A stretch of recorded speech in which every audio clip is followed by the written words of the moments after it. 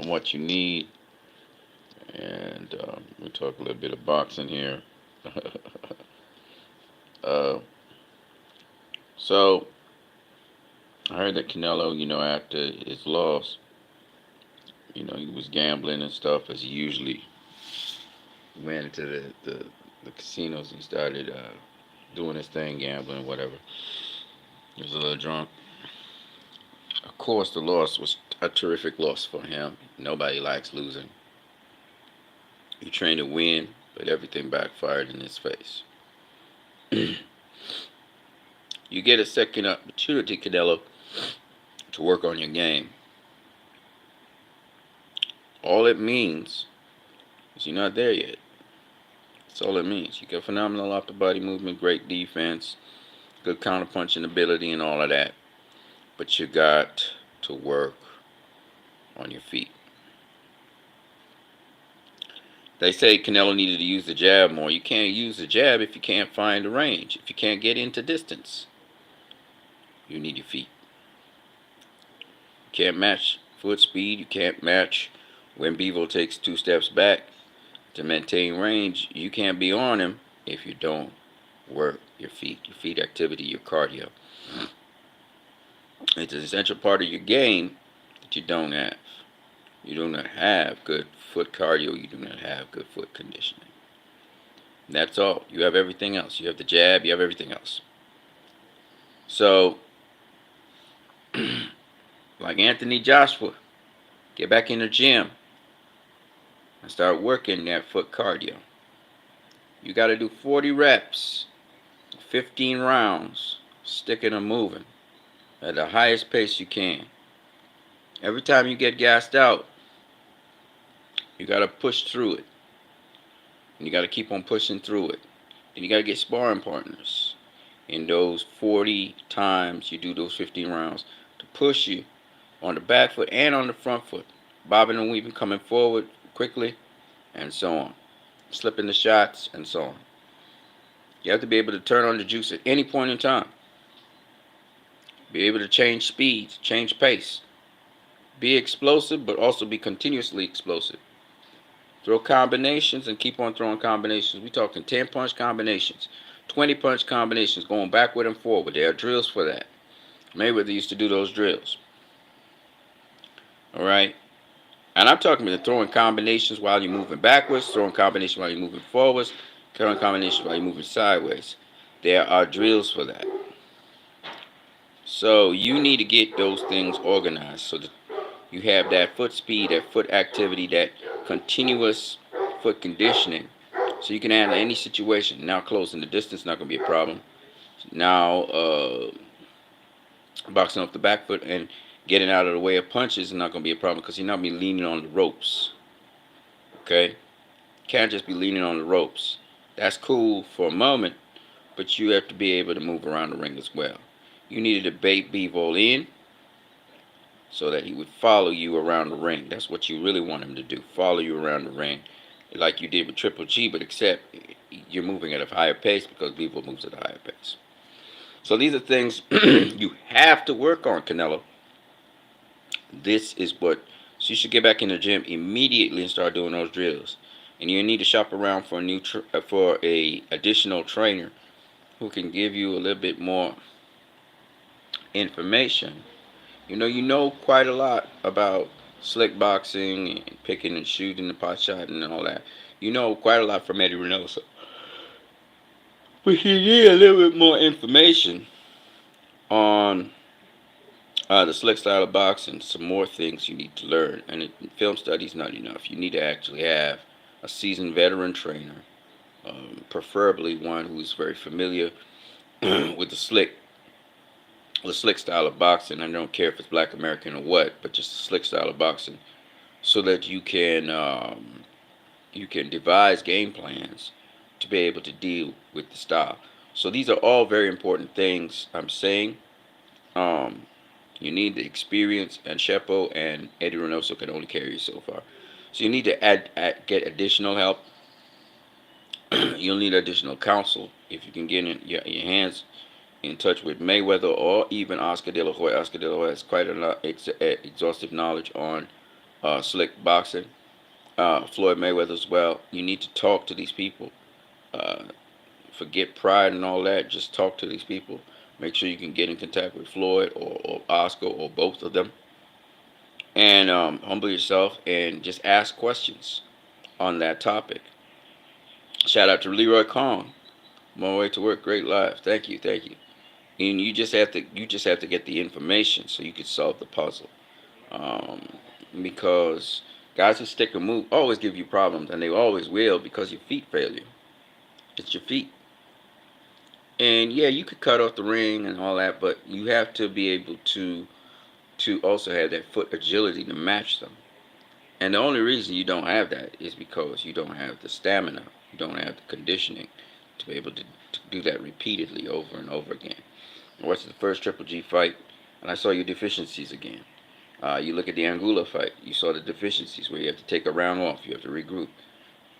When you have really good foot cardio and you pace yourself right, um, you'll never take a break. You can go for as long as is necessary, and that's what you need to be able to develop. This is your problem. There's no other problem you have, Canelo, in boxing except for that problem, and drugs are not going to help you. And just trying to be economical with your footsteps and try to conserve energy and be relaxed is not going to help you enough. You have to also take it to another level, because if you want to take the pace down of a fight, you have to be able to match the energy and the pace of your opponent. So Bevo, for example, he's a high-paced kind of guy, throws a lot of punches and stuff. You have to make him miss, and you have to be able to match his intensity or his speed or his pace, at least in a portion of the fight, until you get the pace down to the pace you want it to be, so you can control and dictate. And he dictated from round one. He dictated from round one. So um, if you're going to ever rematch Bevo, which is something I think you will do down the road, maybe not now, but you may do down the road, you need to be able to make him miss, make him pay, make him come to you, not make him not go to him. Don't try to walk him down. And this is the mistake that a lot of these, people talk about running, running, running, but you got to do what it takes to win.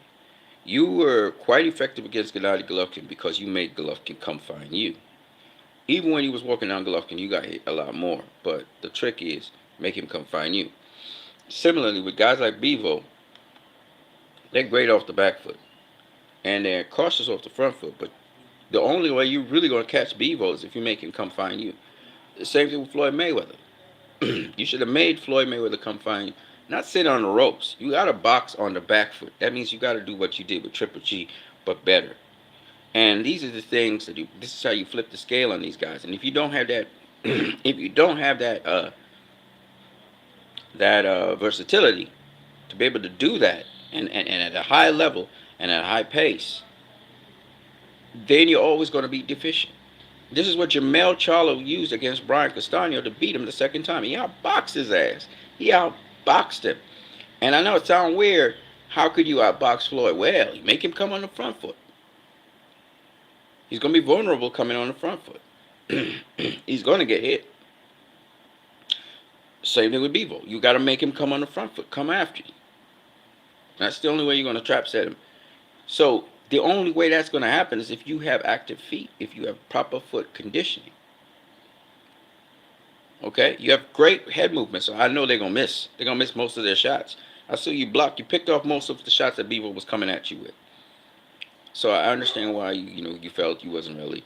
But he was the aggressor. He was the more active fighter, so that's why he won the rounds. If he's missing, if you make him miss, like, the judges are not seeing it hitting gloves, but clean miss, like totally missing you, and you're making him look stupid, and then you hit him with a shot, that has a tremendously greater impact than if he's hitting your gloves and you're picking off all the shots, but he's looking like he's doing something. You see what I'm saying? So there's all of these things, Canelo. Even when he hit you with the grazing shot, because you rolled most of the shot with your head. I saw all of this. I saw it in the fight, but I knew Bevo beat you because you never really got to do anything to Bevo. You wasn't really landing much of anything on him. You would catch him with a little uppercut on the inside. You catch him once or twice with a jab, which is interesting. Um, but your power shots, you wasn't really landing much of anything on him. And the point being, Canelo, that you tried to be the aggressor, coming forward, keeping the defense tight, and it failed. It failed miserably.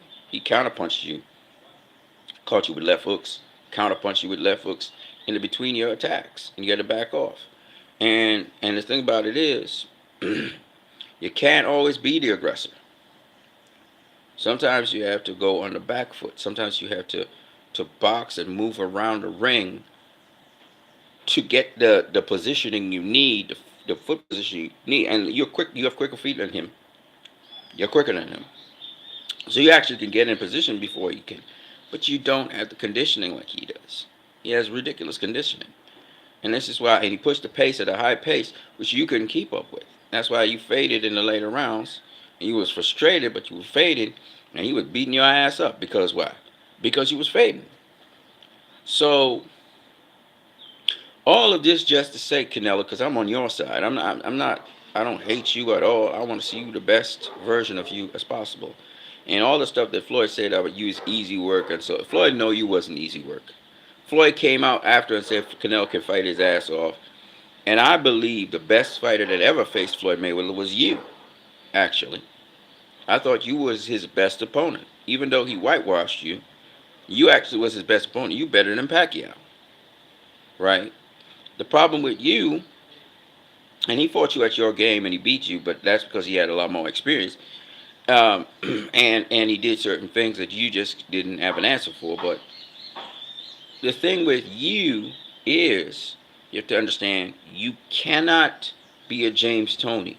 You need to be a Floyd Mayweather. Meaning, I've always seen you as a bigger version of Floyd, in that you do a lot of things Floyd can do. You can stay on the ropes and nobody can touch you. The guy could throw 8, 9, 10 punches, and you got out of the way of most of them, picked off some of them, and whatever hits you is not really the most significant punch. I seen it in the fight against Bevo. I know you're not easy to hit. Bevo even said that.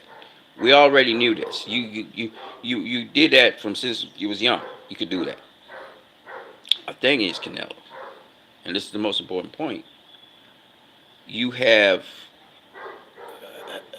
sat on your strengths, and you've improved your strengths, but you never worked on the weaker areas in your game. Your foot conditioning. You tried to cover it up by using precise footwork that is inching in on your opponent, using feints and all kinds of beautiful effects, and a specific set of footwork to cut off your opponent in the ring. But you have never worked on your sticking and moving. A complete fighter is all around in every single part of his game. And how well he is all around in all parts of his game, how well he sharpens all his tools in his toolbox, is what makes him great. You need to sharpen all the tools in your toolbox. You can box off the back foot. I've seen you do it. But you cannot box off the back foot at a high pace. And you need to be able to do that to control the pace of a high-paced person who's coming at you at a high pace. And you fade when they start taking up the intensity and the pace of a fight. And you cannot afford to do that. That is where you're failing. Now, you got better in your cardio, because in this fight, I thought, Bevo was going at a very high pace, and I thought that you kind of hung with him for most of the fight, but then you faded, come down the stretch. Your defense held you together, otherwise he would have stopped your ass. Your defense is just impeccable, but you have to work on your foot conditioning. You have to, Canelo. So I hope that Canelo gets this message. I hope Canelo understands I am a true fan of Canelo Alvarez, a true fan of the sport. And I am not here to bash this man, okay? I'm not here to make an apologies for this man either, because I have to stay real and true about who he is and what his deficiencies are, and also times when he avoided certain fighters. I'm gonna say it, but I'm gonna keep it real. All right. So let me just let you fans out there know a couple things about Canelo because I keep it real. I keep it true, 100%. People say Canelo duck and dodge a lot of fighters and he cherry pick fighters. That's bullshit. There are three fighters that Canelo behaved weird with. So let's get that out of the way. David Benavidez, who got stripped of the title, suddenly Canelo was fighting for his title. Jamal Charlo, who was Canelo's mandatory. He requested to get the franchise belt, which he was able to go up and face Sergey Kovalev. To be fair, he was excited about facing Sergey Kovalev, but Jamel Charlo was knocking at his door, and Jamel Charlo obviously is a young prime fighter. So instead of facing Jamel Charlo, Canelo jumped up in weight and faced Sergey Kovalev. And then when he was unified champion with three belts at middleweight, eyeing to become undisputed, he instead of facing Demetrius Andrade ended up getting stripped of the IBF belt because one, he didn't pursue Andrade after that immediately, and two, because he just didn't actually, time ran out for him to deal with his mandatory as well. So he ended up not facing Demetrius Andrade and not facing Sergey Derevyanchenko. Two styles that I would have loved to see match up against Canelo. So those are three guys. It's Andrade, Benavidez, and Charlo. We won't say Derevyanchenko because they was trying to make the fight and time ran out. Okay? Now, and Derevyanchenko is a hell of a fighter. I haven't seen him fight since the Charlo fight, but he's a hell of a fighter. Now, when people forget, Charlo actually beat Derevyanchenko, the guy that Canelo didn't get to face. That's a whole other story for another day. My point is, those are the three fighters that Canelo hasn't faced so far. And people have been hanging that in his face and saying, oh, you ducking them and you ducking them. But I wanna go through a little history here of fighters that people accuse Canelo of ducking and he faced. One, Erislandy Lara. Oh, you ducking Erislandy Lara. You're ducking Erislandy Lara. Canelo took the fight. Everybody was shocked. Wait, Canelo took the fight against Erislandy Lara. And he faced him. And he got a close decision win over him, in my opinion. Okay? If Canelo's ducking and dodging people, why did he face Erislandy Lara? Two, Triple G. Because Canelo gave up the WC belt saying I was not a middleweight, everybody said, oh, he ducking and dodging Triple G, blah, blah, blah, blah, blah. After the Chavez fight, he faces Triple G. Then he faces him again, twice. Then they come with the excuse, oh, Triple G was old. And then people say, oh, let him face Danny Jacobs, because Danny Jacobs just won the title at middleweight. Oh, he won't never face Danny Jacobs. Danny Jacobs himself says, Canelo will never face me. And right after Rocky Fielding, he faces Danny Jacobs. The guy that they said Canelo was ducking. Okay? Y'all remember this? Or you don't remember this? You guys have short-term memories. This man been trying to prove to you. Y'all say, oh, he facing all these old people, Sergey Kovalev, Mika Cotto, Triple G, Floyd Mayweather, Shane Mosley, and the list go on and on and on. About all the old fighters Canelo been facing.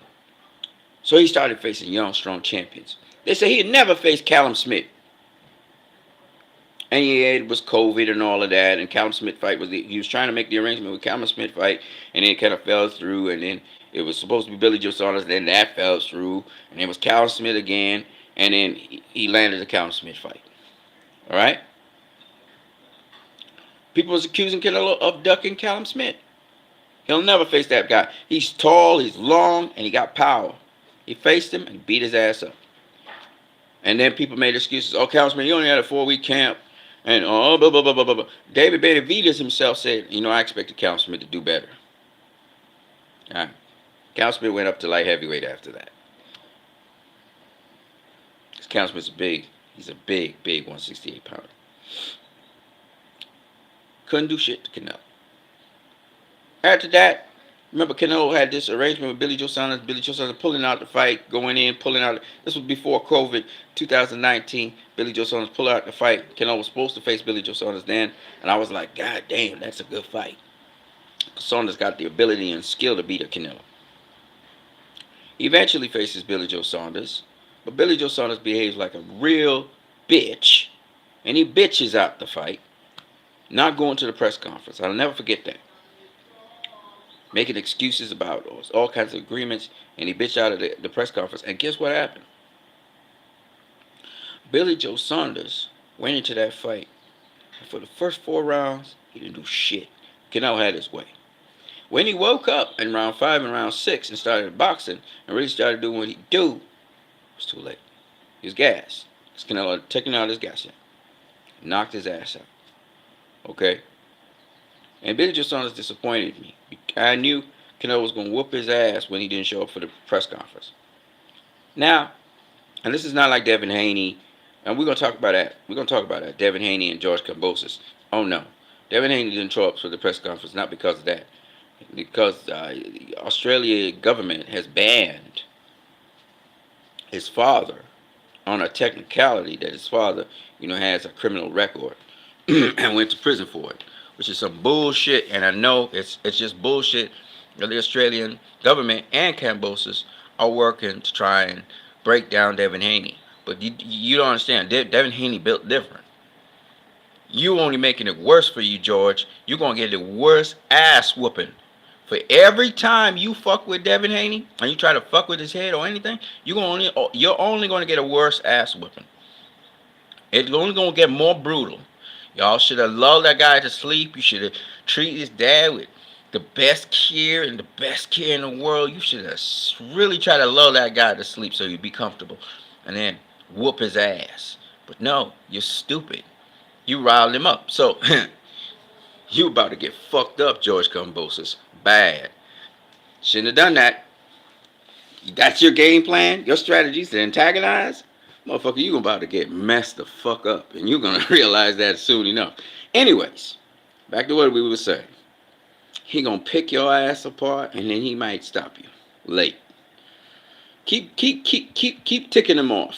Keep motivating. No, he's not ticked off. He's just motivated. He's just getting more motivated. He's just going to get more sharp. Anyway, we're going to talk about that another time. Y'all don't understand.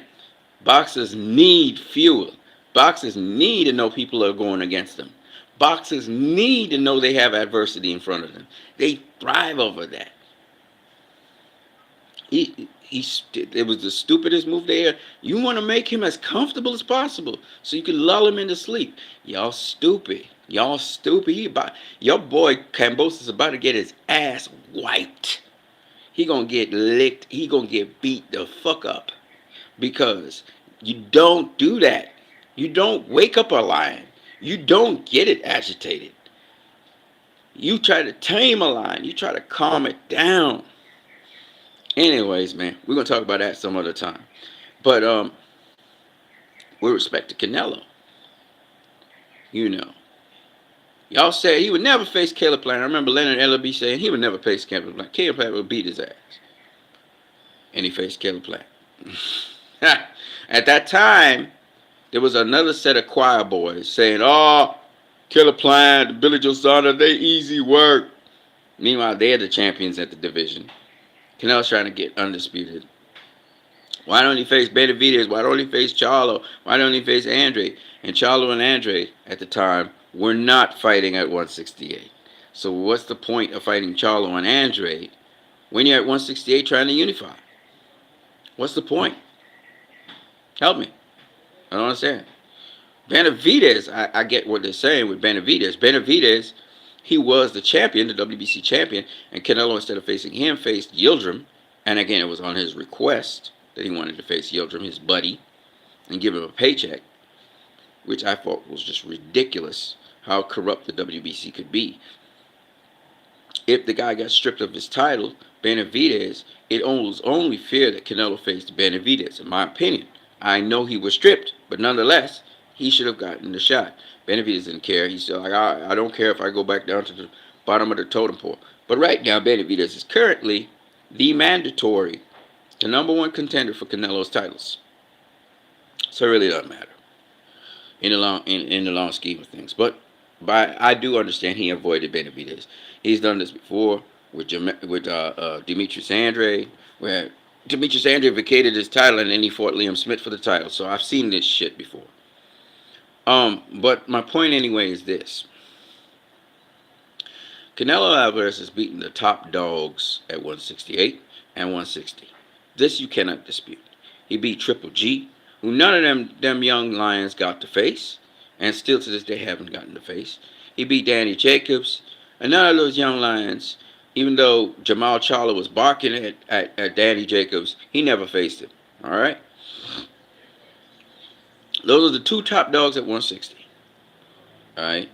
He faced them. So how the fuck you could be telling me, oh, well, he faced those guys, he proved himself. Why the hell did he even need to face Charlo or Andrade afterwards? Well, they're young and they're strong. Okay, cool. But I'm just saying, he proved himself.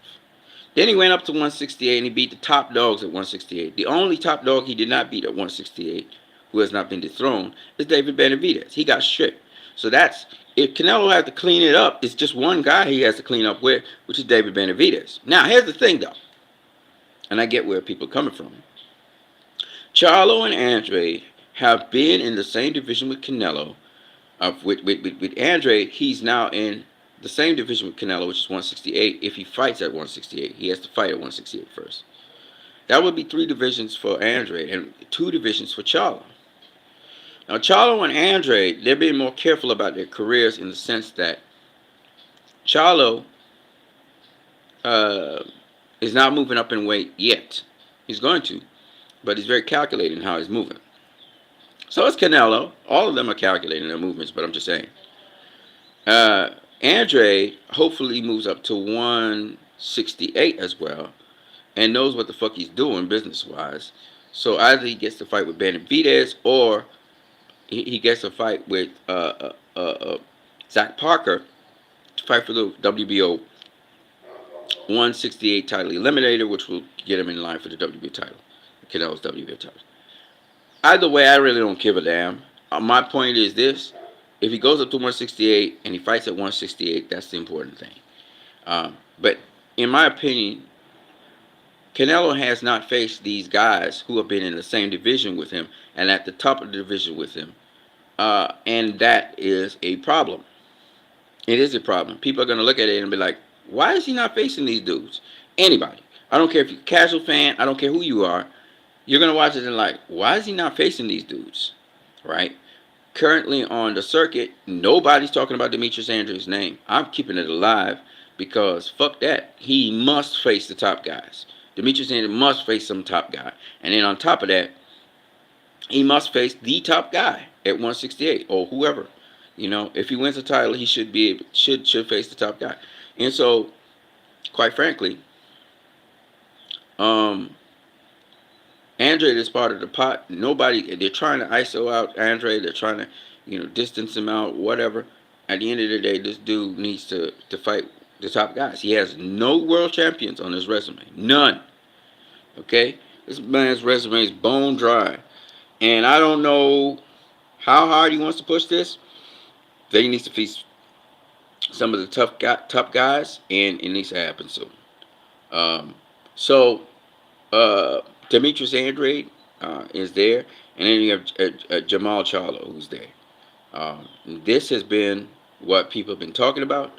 Of course, the fights are building, as and if the guys stay undefeated or whatever. I mean, Canelo just lost his fight, so it's not as great as before, but it's building. It's building to something. So it's interesting.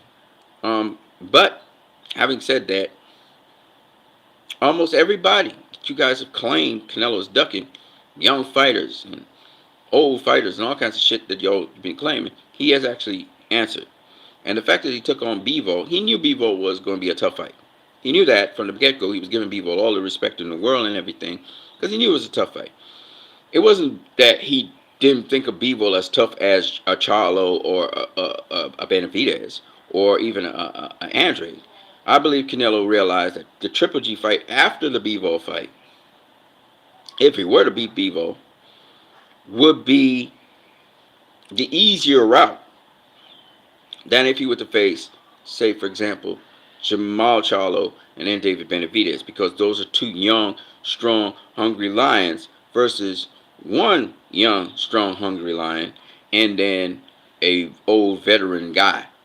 All right, and he, an old veteran guy, he faced twice already, so he knows what to expect with that dude. So the Triple G fight is. I'm not saying it's a stable. It's still a tough fight, but he would have so many advantages in his favor. He'd be bigger, everything.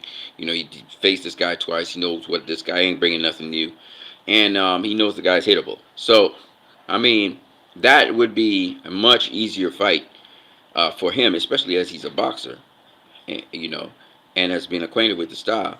It would be a much easier fight for him than say a Jamal Charlo and then a David Benavidez coming right after. These two young, strong, hungry guys who who have certain complications with their styles. And Benavidez would be equivalent to Triple G, and of course the Jamal Charlo would be equivalent to Bevo, because Charlo and Bevo, they both use the jab a lot and they do everything off the jab, and they have, again, mobile feet, quick, sharp counter punchers, that kind of thing.